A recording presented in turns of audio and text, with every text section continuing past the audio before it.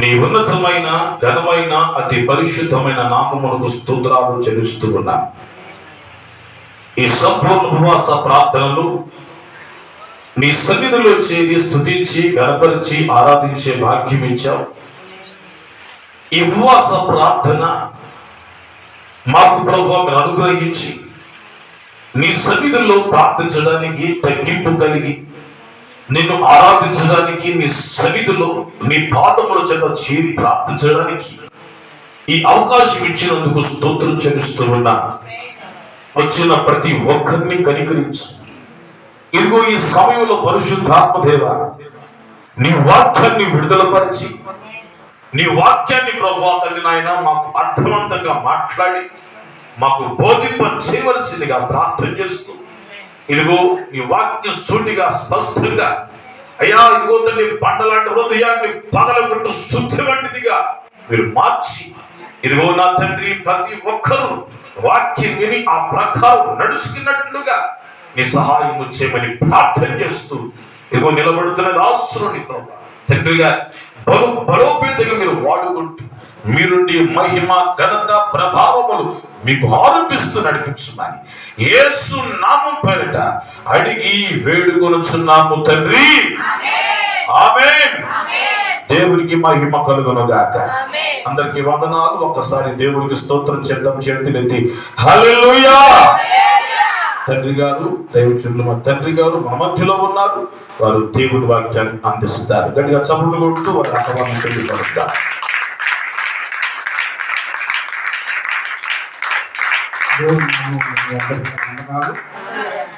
చిన్న ప్రయత్నం చేద్దాం. పరిశుద్ధుడా, మీకు అవసరమైన మాటలు బలపరిచి స్థిరపరిచే మాటలు అనుగ్రహించమని యేసు నామములో అడుగుతున్నా తండ్రి. దేవుని నామములో మరొకసారి ప్రభు గారి వందనాలు తెలియజేస్తున్నాను. పేతురు రాసిన పత్రిక 1 పేతురు దయచేసి చదవండి. 1 పేతురు 5వ అధ్యాయం 5వ అధ్యాయం 5-6 వచనాలు చదువుతాం. పిల్లలారా పెద్దలకు లోబడి ఉండి ధరించుకొని దేవుడు అహంకారులను ఎదిరించి దీనులకు కృప అనుగ్రహించును. మిమ్మును హెచ్చించినట్లు దీన మనస్కులై ఉండుడి. చాలా ఇక్కడ చదవబడినటువంటి వాక్య భాగంలో ప్రియ దేవుని పిల్లలారా ఒక మాట ఉంది. తగిన సమయంలో మిమ్మును హెచ్చించున్నట్లు. తగిన సమయం పేతురు గారు స్పష్టంగా తెలియపరుస్తున్నారు. ప్రతి మనిషికి ఎదగాలని, ప్రతి మనిషి కుటుంబంలో ఒక ఉన్నతమైన స్థితి కలిగి ఉండాలని, ప్రతి మనిషి కుటుంబం వ్యక్తిగతంగా అలాగే కుటుంబ పరంగా ఒక ప్రత్యేకత కలిగి ఉండాలని కోరుకుంటూ ఉంటాం. అయితే ప్రియ దేవుని పిల్లలారా, దేవుడు అనుగ్రహింపనేది ఏది రాదు. బైబిల్లో ఒక మాట ఉంటుంది, రక్త గ్రంథంలో అంటాడు కదా, తీనక్కర్లేదు. నేను తలుపులు మూయగా తెరవగలిగిన వాడు లేడు, తలుపులు తెరిస్తే మూయగలవాడు లేడు. అంటే ఒక వ్యక్తి జీవితంలో ఆశీర్వాదం రావటానికి, పోవటానికి, స్థిరపడటానికి, స్థిరపరచడానికి కారణం ఎవరంటే దేవుని కృప చాలా ప్రాముఖ్యం. ఈ దైవ కృపలో ఈ పేతురు గారినే మనం ఉదాహరించి చూసుకోవచ్చు. పేతురు గారు యేసు ప్రభు భూమి మీద నుంచి పరలోకానికి వెళ్ళక ముందు యేసు ప్రభుని అత్యధికంగా ప్రేమించిన శిష్యుడు ఎవరంటే పేతురు గారు. అందుకే శిష్యుల జాబితాలో మొట్టమొదటి పేరు పేతురు, తర్వాత పేరు యేసు ప్రేమించిన శిష్యుడు. యోహాను. మొదటి పేరు ప్రభువును ప్రేమించిన శిష్యుడు పేతురు. రెండో పేరు యేసు ప్రేమించిన శిష్యుడు యోహాను. యోహానికి బాధ్యత ఇచ్చాడు, వారి తల్లి గారిని చూడాలని. తాను వెళ్ళిపోయిన తర్వాత మరియమ్మ గారి బాధ్యతలన్నీ అతను తీసుకోవాలని చెప్తూ ఉంటాడు. గమనించండి, పేతురు గారు ఎన్నిక చేయబడిన తర్వాత ఒకసారి అంటారు కదా, నీళ్ళ మీద నడిచి వస్తున్న యేసు ప్రభువుని చూసి, ప్రభువా నీవే అయితే నేను కూడా నడిచి వస్తాను అని చెప్పి మాట్లాడుతుంటాడు. అయితే పేతురు రామని చెప్పి పిలుస్తాడు. యేసు వైపు చూస్తూ భయంగా ఆయన వైపే చూస్తూ ఆయనే ధ్యానం చేస్తూ అంత దూరం నడిచాక గాలిని చూసి భయపడినని రాయబడి. నేను అనుకుంటాను, ఒక మనిషి కాస్త ప్రార్థనలోనైనా వాక్యంలోనైనా అంత అవగాహన వస్తే వాళ్ళు ఒక్కొక్కసారి తమను తాము మర్చిపోయి వాళ్ళని స్థిరపరిచే వారిని, బలపరిచే వారిని, నడిపించే వారిని మర్చిపోతారు. ఇది మేము చేసినది. ఎవరు చేసింది? మేము చేసింది. ప్రభు అంటాడు, ఇది మా సామర్థ్యం అని, మా బాహుబలం అని మీరు అనుకుందరేమో, యెహోవాను జ్ఞాపకం చేసుకుని.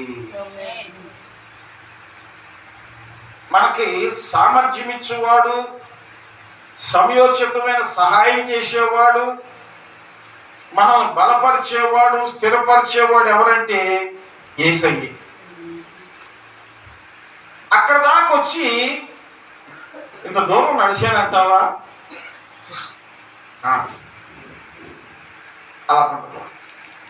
అలా ఉండదు.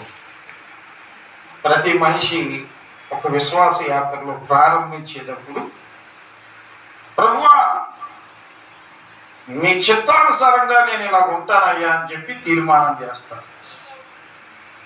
కొంచెం దూరం పోయాక మనం శ్రమ పడకుండానే అంతా జరిగిందంటావా అనేవాళ్ళు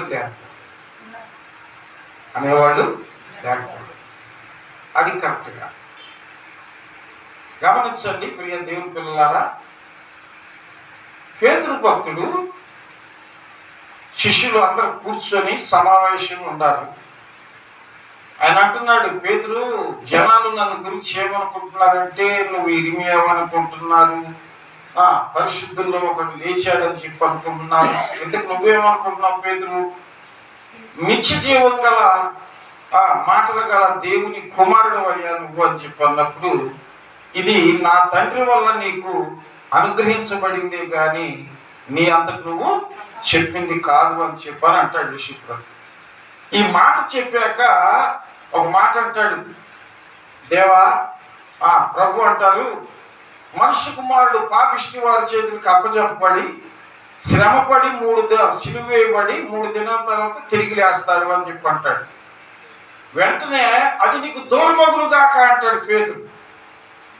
యేసు ప్రభు చెప్తున్న మాట ఏంటంటే, సాతానా నా వెనక్కి వెళ్ళు. అప్పుడే దేవునాత్మ పనిచేసింది. మళ్ళీ వెంటనే కొద్ది క్షణాల్లో లేదా కొన్ని నిమిషాల తర్వాత వెంటనే ఎవరు పనిచేశారు? అపవాది పనిచేస్తారు. మనిషి తనను తాను స్థిరపరచుకోవడానికి ఖచ్చితంగా ప్రభు సహాయం కావాలి. ప్రభు ఎప్పుడు నీకు తోడై ఉంటాడు, ఎప్పుడు నిన్ను బలపరుస్తాడు, ఎప్పుడు నిన్ను స్థిరపరుస్తాడు అంటే, దావీదు భక్తుని నిమిత్తం ఒక మాట రాశారు చూడండి. 1 సమూయేలు గ్రంథం 18వ అధ్యాయం 14వ వచనం. 1 సమూయేలు గ్రంథం 18వ అధ్యాయం 14వ వచనం. మరియు దావీదు సమస్త విషయాలలో ఎలాగంట సుబుద్ధి కలిగి ప్రవర్తింపగా యెహోవా అతనికి తోడుగా ఉన్నాడు. దేవుని స్తోత్రం, హల్లెలూయా. నీకైనా నాకైనా దేవుడు తోడై ఉండాలి. ఆయన చేత మనం నడిపించబడాలి, ఆయన చేత మనం అభివృద్ధి చెందాలి అంటే ముందు మన దగ్గర ఒక సుబుద్ధి ఉండాలి. అది ఏంటిదంటే యేసయ్య నాతోనే ఉన్నాడు. ఎవరున్నారు? యేసయ్య నాతోనే ఉన్నాడు. నేను ఈ విధంగా చమత్కారం చేయకూడదు, నేనే ఆ విధంగా అజ్ఞానంగా మాట్లాడకూడదు, నేను ఈ విధంగా మనసుకు వచ్చినట్టు పరిగెత్తకూడదు. నా మనసును అదుపులో ఉంచుకొని దేవునికి భయపడాలి అనే తీర్మానం నీ దగ్గర ఉంటే ఆయన ఉంటాడు నీ దగ్గర. ఆ తీర్మానం నీ దగ్గర లేనప్పుడు ఆయన నిలవలేడు నీ దగ్గర. నీ దగ్గర నిలవలేనప్పుడు నీ ద్వారా కార్యం జరగదు, దేవునికి మహిమ రాదు. బైబిల్లో ఇప్పుడు యేసు ప్రభు అంటాడు శిలువకి వెళ్ళే ముందు, పేతురు మేము సాతాను గోధుమలు జల్లించినట్లు జల్లించాలని చూడగా ముమ్మారు తండ్రిని వేడుకుంటుని, నువ్వు తిరిగిన తర్వాత నీ సహోదరులు కూడా మళ్ళా దేవుని వైపు తిప్పాలి అని చెప్పన్న తర్వాత ఈ రాత్రి మనిషి కుమారుడు అప్పచెప్పబడతాడంటే, ప్రభువా ఎవరున్నా లేకపోయినా నేను ఉంటానయ్యా నీతో. చాలాసార్లు ఉత్తుత్తి డామినేషన్ వాగ్దానాలు చేస్తూ ఉంటాం. కానీ ప్రభు అంటాడు అసలు మొట్టమొదట నన్ను ఎరగని అబద్ధం ఆడేదే నువ్వు అని అంటాడు. ఏదట? నన్ను ఎరగనని అబద్ధం ఆడేదే నువ్వు. దేవుడు చెప్పనిది దేవుని చిత్తానికి అనుకూలమైంది కాక నీ అంతట నువ్వు ఏది చేయాలని చూసినా అది నీ వల్ల ఏ పని కాదు. ఆ మనిషి ఆ రాత్రి ముమ్మారు అబద్ధం ఆడతాడు. ఈ మనిషికి లేదు, అయిపోయింది, నా వల్ల కాదు, మానవ ప్రయత్నంతో నేను చేయగలిగేది ఏమీ లేదని చెప్పి తల్లడిల్లిపోయి పశ్చాత్తాపంతో నేను కాదు దేవుని కృపే అని చెప్పి గుర్తించేంతగా అతను బాధపడే సమయాన దేవుడు అతన్ని కనికరించాడు. ప్రియ దేవుని పిల్లలారా గమనించండి, యేసు ప్రభువుని తీసుకెళ్లేటప్పుడు అందరికీ దూరంగా ఉండి వెంబడించిన పేతురు, యేసు ప్రభువుని ఎరగనని చెప్పిన అబద్ధవాడిని పేతురు, అద్భుతం చేయడానికి శక్తిశాలని పేతురు మేడ గదిలోకి వెళ్ళి యేసు ప్రభు వెళ్ళిపోయాక 120 మంది శిష్యులతో కలిసి ఈ 12 మంది ఆయన గారి తల్లి మరియమ్మ గారు కూడా అక్కడ ప్రార్థనలో పాల్గొంటే వారందరూ ఏకభావంతో ప్రార్థన చేయడం ప్రారంభించారు. 10 రోజులు ప్రార్థన చేశారు. ఎన్ని రోజులు? అంటే పెంతుకోస్తు రోజు వరకు. పెంతుకోస్తు అనగా 50వ రోజు. యేసు ప్రభు చనిపోయి తిరిగి లేచింది ఆదివారం, మరలా భూమి మీదకి పరిశుద్ధాత్మ దేవుడు వచ్చింది ఆదివారం. 50 రోజులు లెక్కేసుకుని మీరు తర్వాత 50 రోజులు పడుతుంది. అంటే యేసు ప్రభు చనిపోయి తిరిగి లేచి 40 రోజులు భూమి మీద ఉన్నాడు. యేసు ప్రభు చనిపోయి తిరిగి లేచి వెళ్ళిపోయాక 10 రోజుల పాటు మేడగదిలో ఏకభావంతో వాళ్ళందరూ ప్రార్థన చేశారు. వాళ్ళందరి ప్రార్థనలోని ప్రత్యేకత ఏంటంటే మొట్టమొదటగా తమను తాము తెలుసుకున్నారు. ఏంటంటే తమను తాము తెలుసుకున్నారు.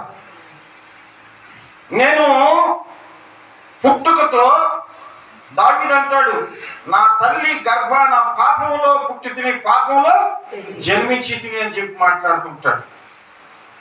ముందు నువ్వు ఎంత అల్పుడువో, నీ టైం ఎప్పుడో నీకు తెలియని మనిషివి. నిన్ను నువ్వు మైమర్చిపోయి నీకు నువ్వు ఏదో సాధించినట్టు ఆలోచించడం కంటే ప్రతి దాన్ని దైవ చిత్తానుసారంగా ఆలోచన చేస్తే అది గొప్ప. మొట్టమొదటిగా పేతురు తెలుసుకున్న మొదటి భావన ఏంటంటే, నిన్ను నువ్వు తెలుసుకోవాలి. నువ్వెంత అల్పమైన మనిషివో, దేవుడు కనికరం లేకపోతే నువ్వు ఎంతగా దారి తప్పుతావో, దేవుడు కృపుంటే ఎలా నడవగలుగుతావో, ఈ రెండు తారతమ్యాలు నీకు అర్థం కావాలి. మనం 10 మంది ఉన్నాం, ఏదైనా చేస్తామని చెప్పంటే నీకు ఆ ఊహ రావడమే అపవాది నీ దగ్గరికి వచ్చినట్టు. 10 మంది కాదు, 100 మంది కూడని దేవుని సెలవు లేకపోతే 100 మంది రాలిపోతారు. కానీ ఒకవేళ నశింపుకే హేతువైన వారిలో నువ్వు ఉండడానికి అనుకూలిస్తే ఆ తర్వాత నువ్వు మళ్ళీ రావడానికి అనుకూలత ఉన్నది. ఎందుకంటే దేవుడు అంటే ఏంటో తెలిసి కూడా బుద్ధిపూర్వకంగా పాపం చేసి, అబద్ధాలాడి, మోసం చేసి, కపటంగా మాట్లాడి ఎలాగైనా ఒక మనిషిని పడేయాలని చూడటం, ఇవన్నీ కూడా ఏంటంటే దైవ దృష్టికి అనుకూలమైనవి కావు. దేవుని మీద అనుకునే మనసు లేదు. ఇలాంటి వాళ్ళెవరో వాళ్ళకి తెలియదు. మొదటి నిన్ను నువ్వు గమనించుకోవాలి. శరీరము ఆత్మ విరోధం అని చెప్పి పౌలు భక్తుడు రాస్తా ఉంటాడు. శరీరము ఆత్మ, శరీర కోరికలు వేరు, ఆత్మ కోరిక వేరు. తీర్పు దేనికి వెళ్తుందంటే ఆత్మకే వెళ్ళుద్ది. ఆత్మ శరీరాన్ని స్వాధీనపరచుకోవాలి కానీ శరీరం ఆత్మను స్వాధీనపరచుకోకూడదు. ఆత్మ దేవుని యొక్క నడిపింపుతో కొనసాగించబడాలి కానీ నీ మనసుకు నచ్చినట్టు నడవకూడదు.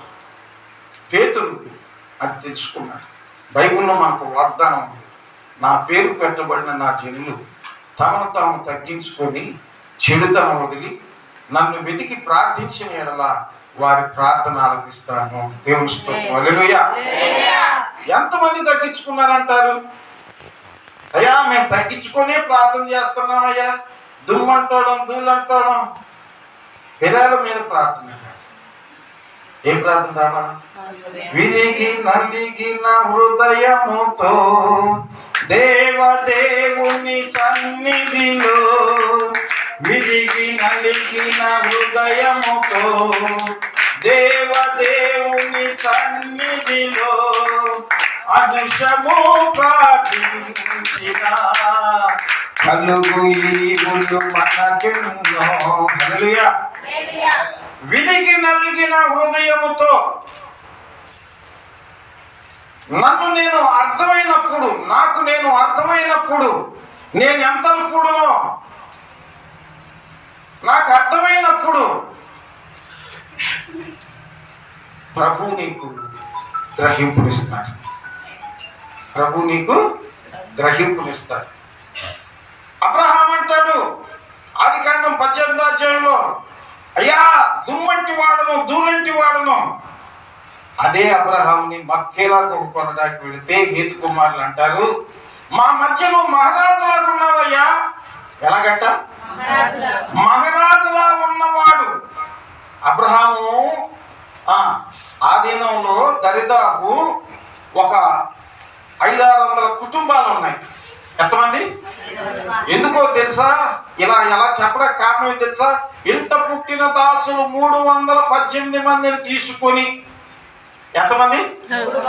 ఇంట పుట్టిన దాసులు 318 మందిని తీసుకొని, అంటే వాళ్ళ తల్లిదండ్రులు ఎంతమంది ఉంటారు, ఆ కుటుంబాలు ఎన్ని ఉంటాయి. కాబట్టి చెబుతున్నా, ఆ హేతు కుమారులు అంటూ ఉంటారు, మా మధ్య నువ్వు మహారాజులాగా ఉన్నావయ్యా అని చెప్పి మాట్లాడితే దేవుని ఎదుట ఏమన్నాడంటే అబ్రహాము, దుమ్ముయు ధూళిని ప్రభువా. ఏమన్నాడమ్మా? దుమ్ముయు ధూళిని ప్రభువా అని చెప్పి మాట్లాడుతున్నాడు. హృదయపూర్వకంగా తగ్గించుకోవాలి, యథార్థ హృదయంతో తగ్గించుకోవాలి, గ్రహింపు కలిగి తగ్గించుకోవాలి. నువ్వెంత తగ్గించుకుంటే అంత హెచ్చించబడతావు. ఏమండి? రెండో మాట, ప్రియ దేవుని పిల్లలారా, రెండో మాట ఏం చెప్తాడంటే బైబిల్లో తగ్గించుకున్న తర్వాత చెడుతనం ఏం చేయాలా? విడిచిపెట్టాలి. మీకు ఇది అయిపోయాక మళ్ళీ అబద్ధం ఆడి, మళ్ళీ పాపం చూపు చూసి లేదా పాప తలంపులతో పాప ఆలోచనతో ఏదో చేయడానికి ప్రయత్నం చేసామనుకోండి, దాన్ని అంగీకరించండి. దేవుడు నిన్నెప్పుడు అంగీకరిస్తాడు, నిన్నెప్పుడు అభివృద్ధి పరుస్తాడు, నిన్నెప్పుడు హెచ్చిస్తాడు అని చెప్పంటే, ప్రియ దేవుని పిల్లలారా, నిన్ను నువ్వు తగ్గించుకొని చెడుతనం వదిలి ఆయన ఎదుట దీన మనసుతో విరిగి నలిగిన హృదయంతో యథార్థ హృదయంతో నువ్వు ప్రార్థన చేస్తే నీకు అద్భుతుంది. అయ్యా నేను తగ్గించుకోలేదా? అది నాకేం తెలుసు. 75వ కీర్తన 6వ వచనం. 75వ కీర్తన 6వ వచనం.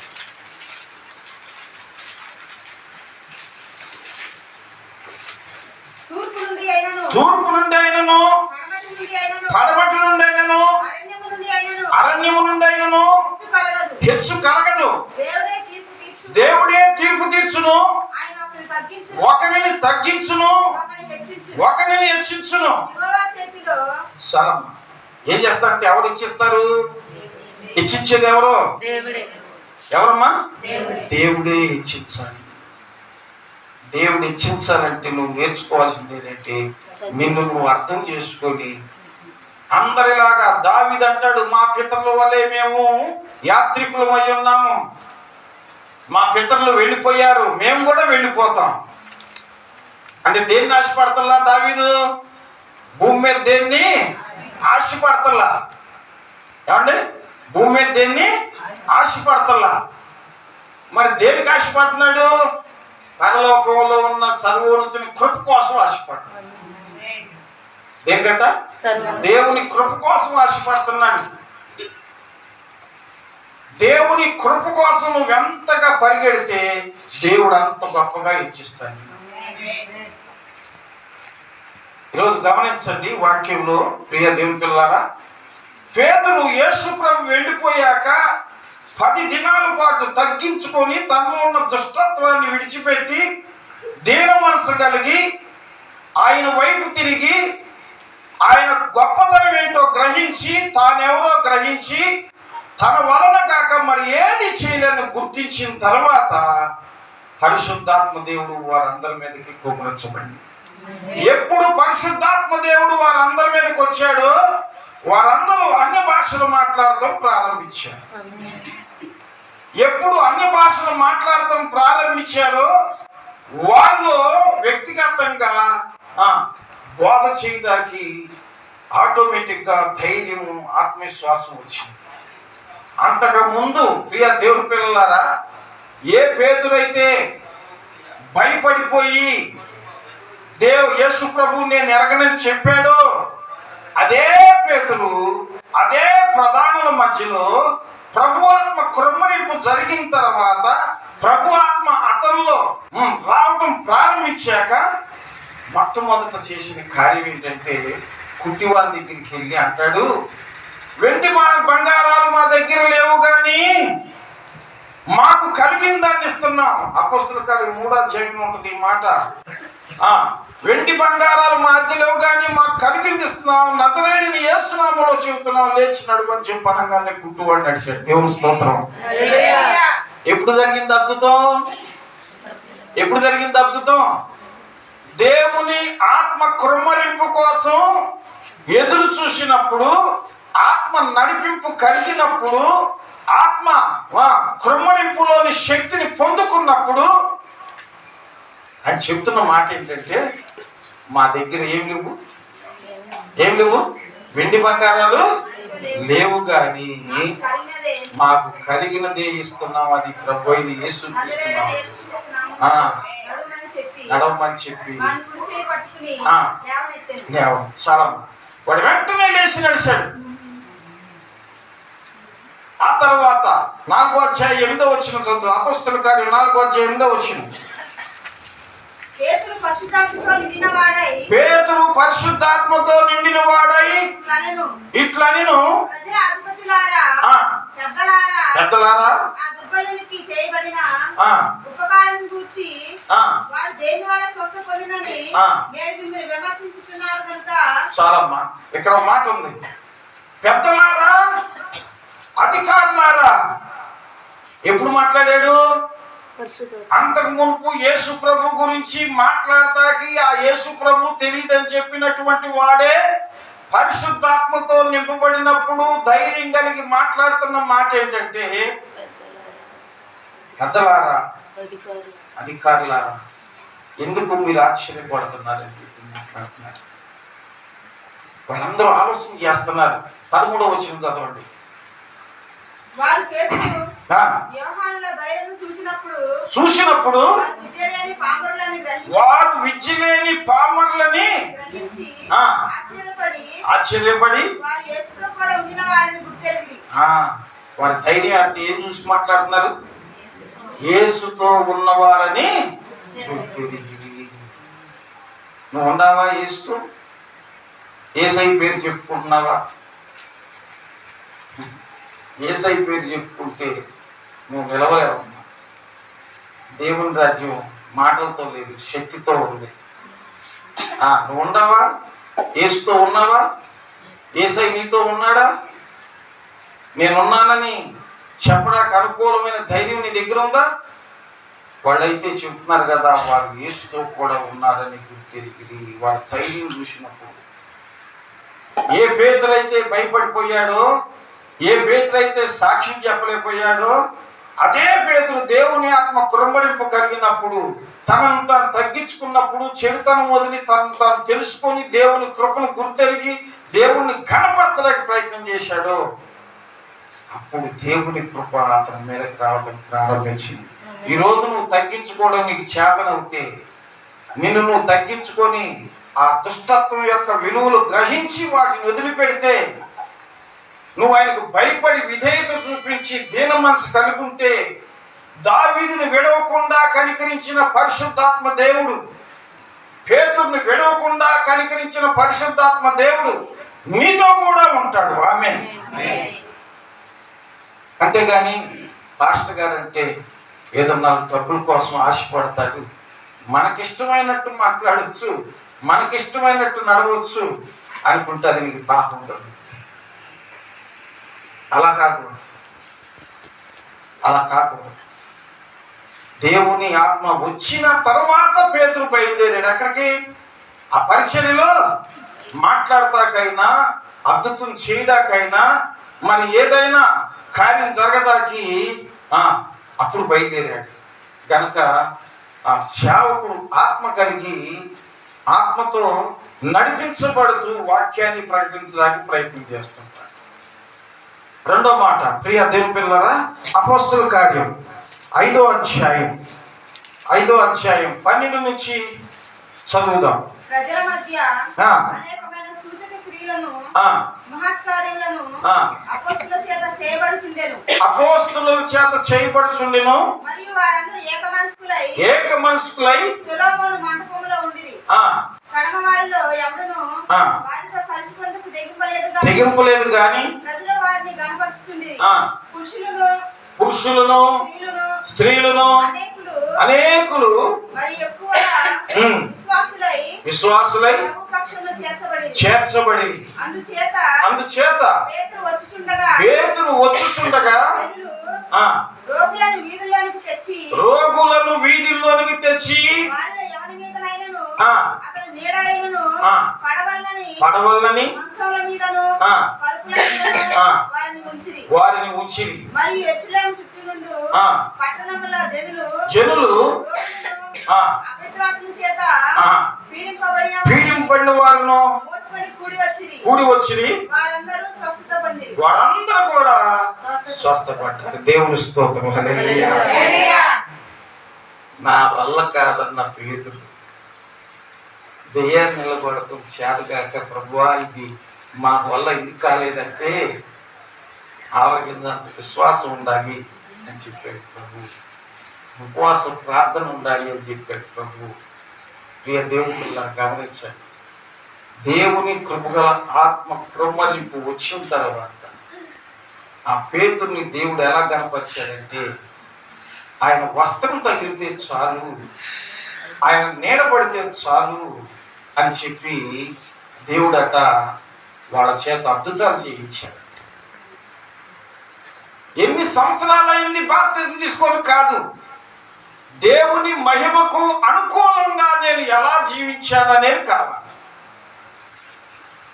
ఏం కావాలి? దేవునికి మహిమకరమైన జీవితాన్ని నేను ఎలా కొనసాగించనేది కావాలి. ఏ పేతులైతే దిగజారిన స్థితిలో, కృంగిపోయిన స్థితిలో ఉన్నాడో, ఆ పేతులు తగ్గించుకున్నప్పుడు, తన దుష్టత్వం వదిలినప్పుడు, తనను తాను తెలుసుకున్నప్పుడు, తాను దేవునిపై ఆనుకున్నప్పుడు, దేవుని ఆత్మ కృంగనింపు వచ్చాక ఆ పేతుల ద్వారా దేవుడు అద్భుతాలు చేయించాడు. ఈరోజు నీకు అదే వాగ్దానం చేస్తున్నాడు. నీతో కూడా మాట్లాడతాడు. నమ్మి బాప్తిసం పొందిన వాడు రక్షించబడు, నమ్మిన వారి వలన ఈ సూచక్రియలు కనబడతాయి. కనుక ఈరోజు గమనించండి, మనం గుర్తుంచుకోవాల్సింది ఏంటంటే దేవుని దగ్గర మనం నటించకూడదు. దేవునిలో నాతో ఉన్నాడు, నన్ను చూస్తున్నాడు, నన్ను నడిపిస్తాడనే జ్ఞానం ఎవరు కలిగి ఉంటారో వాళ్ళే దేవునికి ఇష్టం. దేవుని యొద్దకు వచ్చేవారు దేవుడు ఉన్నాడనియు అడుగు వారికి ఫలమిచ్చునని నమ్మవలను కదా. విశ్వాసం లేకుండా దేవునికి ఇష్టడయ్యుట అసాధ్యము. ముందు నీకు నమ్మకం ఉండాలిగా, యేసు ప్రభు అని నమ్మకం ఉండాలిగా. ఏమండి? కనుక ఈరోజు గమనించండి, సిలువ వేయబడి నీ కోసం మరణించి సమాధి చేయబడి తిరిగి లేచి ఆ రక్తంలో నీ పాపాలు కడిగి నిన్ను శుద్ధులుగా చేసి వాగ్దానాల్లో పాలివారుగా చేసిన క్రీస్తు రక్తానికి నువ్వు పాపం కడుక్కున్నట్లయితే, ఆ పాప క్షమాపణ పొందినట్లయితే, ఆయన రక్తంతో విమోచించబడిన గుర్తు నువ్వు కలిగి ఉంటే ఈరోజు నీ ద్వారా కూడా దేవుడు తన కార్యం జరిగిస్తాడు. దేవుడు అలాగ మిమ్మల్ని దీవించునుగాక.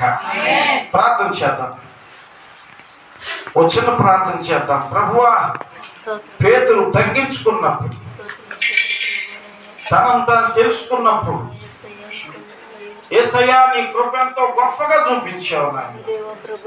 నువ్వు నిన్న నేడు యుగ యుగాలు ఒకే రీతిగా ఉన్నావు ప్రభు. నువ్వు మార్పు లేని వాడవు నాయన. వారి పట్ల చేసినట్టు మా పట్ల కూడా చేయగల దేవుడు నాయన.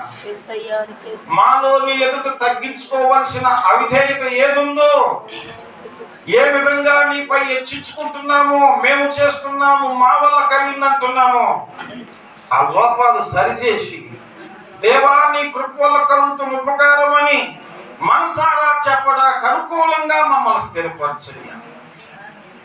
దేవా నీ దయా సంకల్పాన్ని బట్టి అయా మా యొక్క దీనత్వాన్ని నాయన నీ సన్నిధిలో చూపినట్లు మాకు జ్ఞానం ప్రసాదించయ్యా. తగ్గించుకున్న వారు, చెడుతనం వదిలిన వారు, ఆయన వెతికి ప్రార్థించు వారి ప్రార్థనలకు ఇస్తానన్నావు నాయన. మా ప్రార్థన కూడా ఆలకించి సహాయం చేయ నాయన. మాపై నీ కృపగలాత్మ కృమ్మరింపు మెండుగా కృమ్మరించు నాయన. స్తోత్రాలు తండ్రి. ఇదిగో నీ శరీరం తిని నీ రక్తం త్రాగువారు నిన్ను ధరించుకుంటారని వాగ్దానం చేశావు నాయన. మనుషులుగా మాట తప్పేవాళ్ళంగా ఉన్నామేమో కానీ నువ్వు మాట తప్పవు ప్రభు. ఈరోజు మేము పశ్చాత్తాపడుతూ హృదయపూర్వకంగా అయ్యా మా లోపాలను మేము సరి చేసుకుంటూ నీ శరీరం తిని నీ రక్తం త్రాగబోతున్నాం ప్రభు. గనక మమ్మల్ని కనికరించయ్యంటూ వచ్చిన ప్రార్థన చేద్దామమ్మా,